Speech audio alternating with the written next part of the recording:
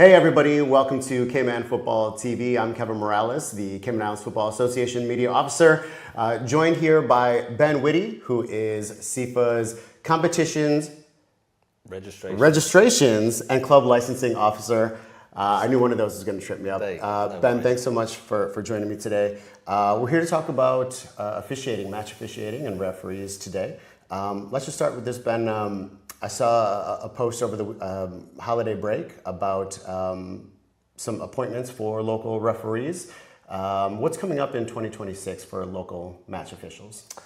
Well, we've had, we've had 2 new additions to the FIFA list for Cayman, which is really pleasing because I've worked with these guys and girls over the course of the last few years, and it's pleasing to see progression in the sense that I'm one of the senior guys here, being on the list for 5 years as a centre referee and also a couple of years now as a video referee.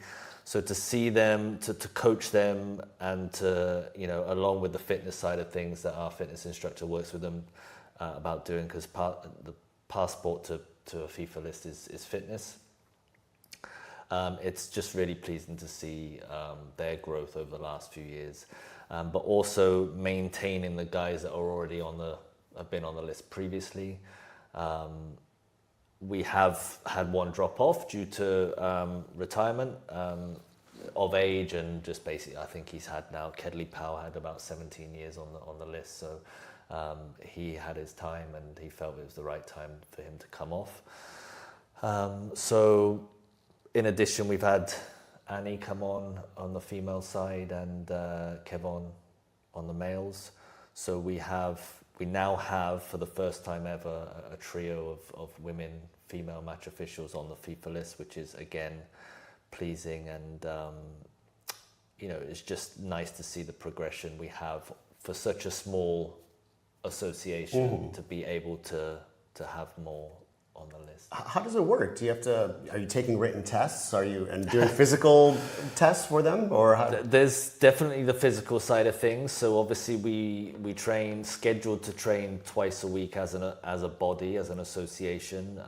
So our national pool of referees from top level elite to grassroots youth are scheduled to come on a Tuesday and a Thursday for a couple of hours. A lot of that is the fitness side of things. Obviously a warm up and then whatever the fitness instructor has in store to do high endurance or intensity and speed, agility. So we have the fitness side, which is the start of the session, and then we get into, so when we're tired, generally, we get into the technical side of things, running some drills, penalty area management, working with the assistant, having some people working with the ball in and out of play, offside decisions. So that is done on a regular basis. But getting onto the list, we kind of have an idea, you kind of have an idea as a referee or an instructor who is going to be of that standard quite early on. And for some people it's a case of you have that standard there, you have that motivation to progress, but do you have the fitness? Right. And that is really, I take Kevon as an example. A few years ago, he couldn't do, and he won't mind me saying this because it's part of the journey, right? He couldn't do anything out there. He could work a flag, and you could see, he's got something about him, but he wasn't fit. Right. Fast forward 3 years, and he makes me sweat just looking at him running around a track and doing fitness tests. How in an average match, how far are you guys running? In the center, 10K. Yeah. Yeah. Me now a lot less. Right. I tend to be able to be in a position where I don't need to do so much anymore. But it's it is a main focal point for serious refereeing. fitness. It is serious fitness, and a lot of people don't seem to think that we do that much. Yeah. But we do. I mean, obviously, if you go to a lot more elite football where it's really much up and down, then it can get to 12, 13K, yeah. Why become a match official? What kind of drew you into it, and what do you think draws others into it? Well, that's a story in itself. So this is my 21st season. So back when I was 21 years of age, that gives my age away now, I went travelling. So I started in a football team in my local town back in Oxfordshire in England, and I decided I was going to go travelling for a couple of months. And so started off in the team, then decided, well, I'm going to go travelling. Came back, and I couldn't get back in my team. I was a goalkeeper. It was grassroots level, so they'd have established like goalkeepers, and I found myself like not playing so much, which was understandable because, you know, over there you kind of pay £5 to play, not to get paid. So it was a case more of enjoyment and stuff like that. And then someone said to me, they recognized me from the team and said to me, you know, have you ever thought about refereeing, being a referee? And I was like, not really. He said, well, you're tall, you're lean, you seem fit, you've played the game, and, you know, knowledge of the game and playing it is kind of half the battle. Mm-hmm. Why don't you take up the course? There's a course coming up soon. I was like, well, I'm not playing, so I may as well do something about it, do something else in football. I took the theory test at the time. That you had a classroom sessions and passed the test, and I guess the rest is history. Yeah. So I had 14 years in England, and then came over to Cayman. And what level leagues were you doing in England? So when I finished there, I was just about to get promoted to, they still call it level 3, which is a decent level. I can't quite remember the breakdown of the leagues now, but I think it would be refereeing in the centre of the contributory leagues, and then I would be running the line on National Conference League, North and South as well. So yeah, I was just about to get there, but by the time I was about to get promoted for that, I was kind of travelling and stuff like that. So yeah, it would have been a decent level, and I kind of half think if I'd stayed in England, where would I have got to? But I spoke to my mentor and coach and friend at Christmas time, who's just retired off the Premier League, and he said you can't really think like that because you can only think about the level above. So I came to Cayman, and I didn't come to referee. I didn't even realise that, because the island was so small, I didn't even realise there was football on the island. Right. So when someone said to me, it was a old work colleague, said to me, I see from your profile you're a referee. I said, yeah. He said, well, they're desperate here, you know, in Cayman for referees. And he said, if you're any good, the next level is FIFA. And I was like, the next level is FIFA. I'll have some of that, please. So I called my mum and said, ship over all my referee gear, and yeah, and then that's how it started here. Yeah. I think I started in the February, and I ended up doing a cup final in April. No kidding. So I was that quickly, wow. That quickly, they was like, yeah, okay. So I experience helps, right? So of course, back then I had 14, 15 years under my belt. Right. So yeah, and then he sent me to be assessed in front of at the U15s back in 2019, where generally you now, you know, get exposed to the international stage. You have a lot of CONCACAF and FIFA instructors there to watch you and see how you are in that environment, see how you are as a person, because that's 50% of the battle as well. Right. Yeah, and from there it's been, you know, I was put on the list in 2020. But getting there is, you know, it's a little bit different now. You don't get so much exposure away before being on the list, but we have the rap course that comes in every year for the FIFA guys. So they conduct a 5-day kind of workshop, video clips, analyzing video tests, theory, out on the field, doing drills that they set up, doing practice matches to see how you are decision making, and obviously the fitness test. So if they see that you're fit, then they're like, okay, so you're fit. Let's see how you are as a referee. And then obviously that's how Kevon and Annie got on the list this year. So what was your first FIFA match that you did? Or your first kind of high-level international match? You said it was a cup final.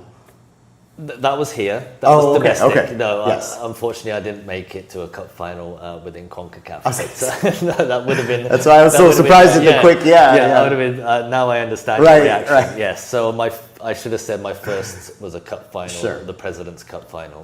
Back in 2018. Yeah.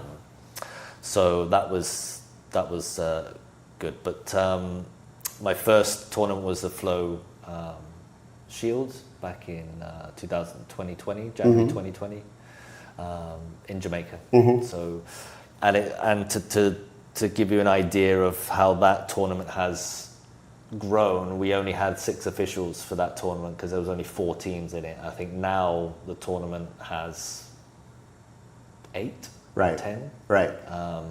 So that just shows progression, growth, and development within the Caribbean. Were you nervous? What was that experience like? Terribly. Yeah. Yeah. I would be too. But it's all pre-match. Yeah. The nerves all come pre-match, and if you don't get nervous pre-match, then there's something wrong with you, because you're there to facilitate a football match, and this was my first time with a FIFA badge on my chest, and going out and representing the country. So a bag of nerves before, but once you cross the white line, it's a football match. Right. Yeah. Yeah. And the reason, you got to show them the reason why they selected you for the badge. And did everything go okay that match? It did. Okay. Yes. A few things to talk about, but nothing major happened. A Spanish-speaking team against the Jamaican team. So it was very similar to here. Yeah. When you're nervous, what are you nervous about? Making the right call, or dealing with players or managers, or everything? All. Yeah. It is a culmination of a lot of things, all of the above, like you said. Being able to make the right calls and trying to gain respect early from the players, so that when you do make that call, they say, okay, being in that credible position to make a call, and being able to not explain yourself all the time, but able to communicate your decision effectively, and managing, dissent and stuff like that. So that was, it's always a thing. It's always something that we are nervous about. And then, just being able to, can we get through this game without us as match officials impacting in a negative way? Right, right. You said something earlier about, 50% of it is just kind of who you are as a person and your personality. What do you mean by that? CONCACAF are very much, knowledge is great. Being on the field is great. But are you a good person, like behind the scenes? Are you someone that you can go and talk to and approachable, and are you someone who is just a good person? And that helps aiding you with good man management skills on the field and off the field, and then it takes you from one level to the next. How are you as a human being, basically? Right. Yeah. It seems like maybe across sport, officials who are able to communicate calmly with managers or with the players and explain a call seem to get kind of the most respect. Those are the most respected officials. They might even communicate that they maybe missed a call or something like that, or didn't see it, or whatever. But the fact that they took the time to reiterate, what they saw on the pitch, that seems to gain a lot of respect. It does, and again, that comes with, I think, experience as well. A lot of the time, we have new guys out there, and it's not just here; it's anywhere across the world. But they're unable to say or put their hands up and say, "I got that one wrong." Now, with my experience and my age and being out there for so many years, and after knowing the coaches and players for so long, I've kind of built up a rapport with them anyway, and I can easily go out there now and say, I'm sorry, I got that wrong, or I should have waited a little bit longer. Some more times playing advantage or missed advantage, I've blown the whistle too quickly, and straight away I'll see, and that completely diffuses a situation quickly. Because they can't argue with someone who's just said sorry. Right. I got it wrong. Right. you know, as soon as you do that and say, I'm really sorry. Yeah. I got that one wrong, and they're like, okay, and then that's the human side of things. But a lot of people, a lot of referees are unable to do that because they feel like they want to get the decision right all the time. Right. A lot of the time, I'll be watching games and there's some subjective decisions going on the field. It could be or it couldn't be, and then obviously you've got coaches and players that want it their way all the time, and then the full-time whistle will go, the coaches will see me, they'll come up to me and say, well, what about this? And I'll say, well, this is what happened, this is how the angle the referee had, this is blah, blah, blah. Technically he's correct, or, blah, blah, blah. And they kind of go, oh, okay.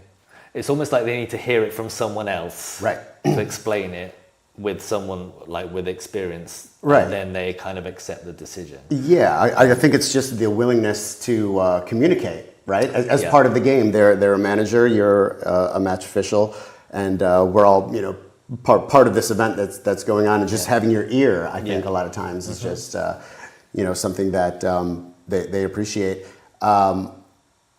How do you have you had instances, especially in like maybe higher level CONCACAF competitions or FIFA competitions, where maybe there was like an uncomfortable confrontation, because that's part of this as well, right? Is you're now at the international level dealing with coaches that you don't maybe have history or a rapport with, and so that adds an extra layer of difficulty, I would think. It does, but generally there's more exposure at the international and CONCACAF level, so we don't come across that kind of what do I want to say? Those kind of actions with regards to feeling uncomfortable. The TVs are there, the cameras are there.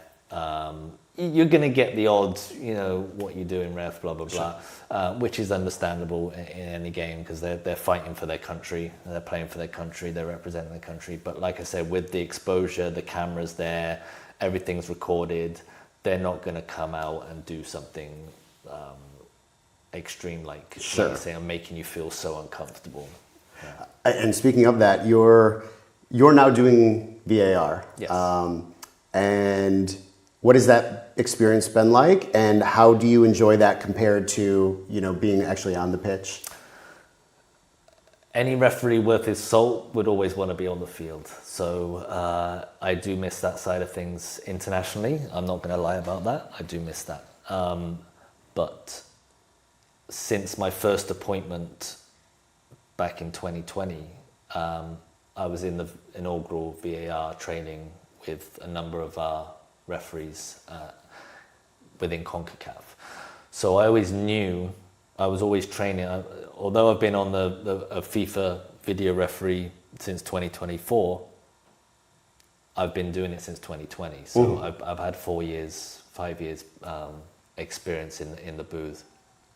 And it's given me a path where I know I can go further, or I would have gone further as a video referee than I would have ever done as as a centre referee on the field. So I'm happy that they've recognised that. And I think it all came down to 2019 when I was in Tampa to be assessed. I did a game on the field. I think it was a quarterfinal, and they put some clips up in front of 100 referees, and they said, "Who's the referee here?" And I said, "That's me." They asked me to stand up and explain my decision because it was possible red card, and I stood there and I explained with considerations my decision of why I went that way on the field. So I explained it, and then they went, "And we support that. Thank you, sit down." And I think from there, because in the booth it's all about considerations and how our thought process is and what replays we have available. So if we have the replays and the evidence, and then our considerations are like, okay, we have this, and this, these are all ticked. So now if the referee gets it wrong on the field, we now have this to show him or her, and we send for review. Yeah, that's interesting. So are you constantly watching replays? Or how does it work? Just questionable plays, decisions? So as a VAR, we only have 4 windows where we can come in and review something. But we are watching the football match like you would do on a TV. Okay. But we have a number of screens available to us. We have the main screen where it's called the master. So we see the field as you would normally see the field. And then below that we have what we call a quad. So we have one big screen split into 4 where we have a preset of the replay operator will ask us which camera angles do you want for this. So if something happens on the field, let's say it's a challenge, or we'll take a challenge for example. If it happens, this quad is on a 3-second delay. So it'll happen here, and then I can go straight here for 3 seconds, and I'll go, okay, that's just a simple foul, nothing really for us to get involved in. If it's something more serious, and we have a possible red card, or we're checking the referee's given a yellow card, we will check now, is this a yellow card? Well, is this a red card? Because we can't get involved in yellow cards, but we will confirm the yellow card that's been given if needed. If we have something more and the ball goes out of play, we will ask the referee to delay while I'm checking the situation. Right. And from there, if I have enough evidence to overturn their decision, then that's when we start the review process. Yeah, that's interesting. So that's got to be a pretty intense, minute, or maybe, whatever the time period is while you're, looking at these plays, trying to make sure that we're getting the right call. Yeah, I mean, obviously we go out and we run and we sweat on the field. Sometimes I need a shower after being in the booth because your adrenaline is running. I had the Caribbean Cup final in Jamaica in beginning of December. I had 2 reviews there, a red card and a goal that was given as offside, but I came in and clearly onside and gave a goal. So especially with red card incidences, because this is a red card, these are game-changing incidents. You're almost like, sometimes you doubt yourself. Sure. But that's why you have an assistant there with you, and they say, no, okay, this is you have the right considerations. We have enough. Right. And that's when you go, okay, because sometimes you don't want to put the referee in a situation where he's got it wrong. Sometimes in your heart, in your gut, do I want to send him there? But you have to. If you have the clear considerations, you have to do your job. And if they come out and say, okay, no, I'm going to stick with my own decision on the field, that's okay. They've seen it. Right. You've done your job. Now it's up to them to Sure. Yeah. What has been your favorite match that you worked or been a part of? I mean, there isn't just one. I mean, I could honestly say I've loved every minute of being out there. There's some times where you don't love it at all. I've obviously had a situation 5 years ago or 6 years ago now where I didn't particularly enjoy that time. But going out domestically, internationally, and it all depends on the stadium as well, I guess. Sometimes, and going at the level I was at, I didn't really have the attendances because they weren't the big high profile matches. But Barbados was a good crowd. They put in some good crowds in Barbados, but being on the field, and then obviously being part of Nations League finals as a video referee, because we go into the stadiums now for the finals. So being part of the atmosphere and the build-up, driving to the stadiums with the fans outside already building up. So I don't really have a favourite match, but crowd-wise, Turks and Caicos as well was a nice place to go. Dominican Republic, Jamaica's always a good crowd for me. But I can't pinpoint one match. One thing that I saw this fall during like primary football league, just shifting gears a little bit, you see a lot of the schools, especially during kind of group play, they'll have students as their referees, right? Or maybe in the beginning of the year, they'll mix a younger student with maybe a more experienced older referee. What would you say to those kids who are probably, just kind of exploring being a referee or being a part of the event in that way as an official? What would you say to them? I would say keep going. It's great to have young officials out there because a lot of kids nowadays, they want to play. They don't see the referee side of things. And especially here in smaller member associations within the Caribbean, there is a pathway to international football that's not necessarily playing football. And match officials, referees, is that pathway. If I was a younger referee, I don't know, 13, 14, 15, 16, the world is literally your oyster if you wanted to carry on doing that. But the thing that made me stick to refereeing when I was in the UK was I had a mentor. And like you saying, having younger referees with the older experienced ones, there's nothing better. I mean, it's a bit different here because you can meet up all the time. But back in the UK, there's nothing better than doing a match and then being able to pick up the phone on your way home and calling your mentor and say, well, this is what happened. Did I get this right? And talking through things. And sometimes it doesn't have to always be about football. Sometimes you can just be there as a person and just be an ear to bend.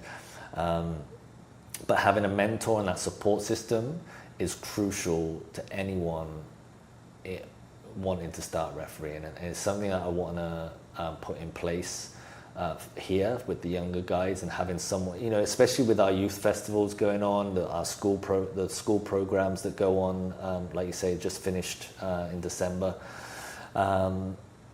Having someone going and watching or even being part of the referee crew to be able to mentor them through the game and coach them through the game, and then afterwards speaking about, not necessarily afterwards, half time, take the chance at half time for that 5-minute break, 10-minute break that you get.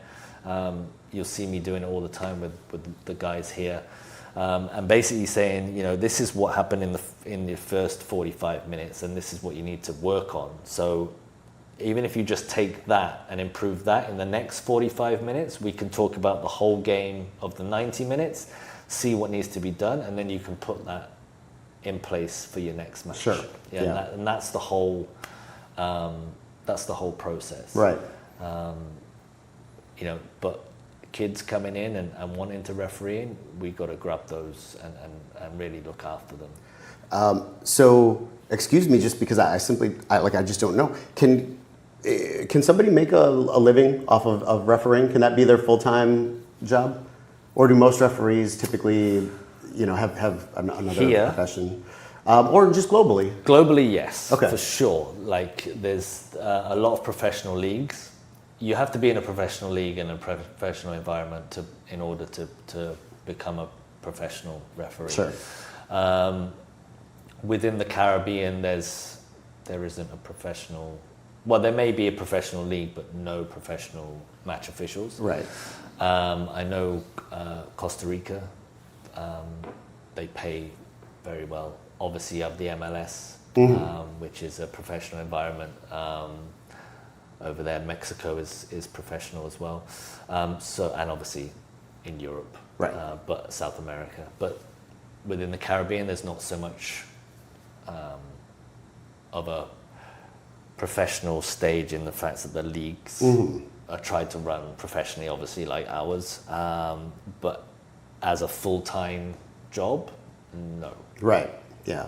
No, not here, but definitely right. elsewhere. But if that was something that, you know, a young person was interested in, you know, I want to be a referee when I grow up, they could cut their teeth here, get the experience needed, and then make a transition to for sure. Down the line if that's what they wanted to. More and more leagues now are more open to foreigners coming in and officiating, especially in their top leagues. I mean, England, you have Jared Gillett from Australia, who moved from the A-League to the Championship or to the Football League when he first came over, because he'd done a professional league in Australia.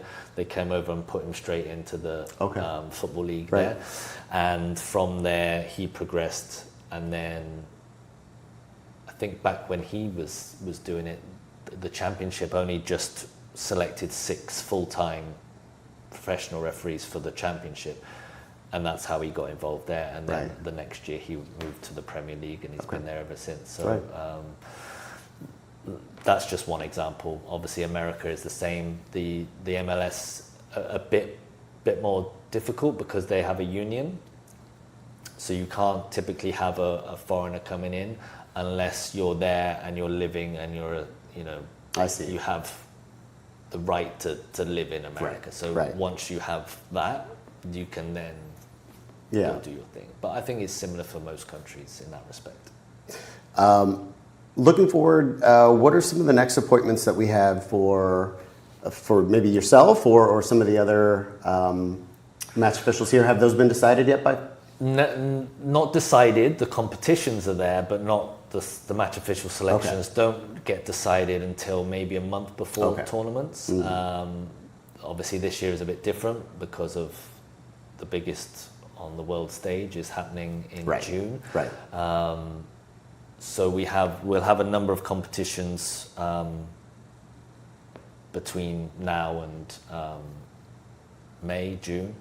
Champions Cup qualifiers, women's qualifiers, U20s, U17s.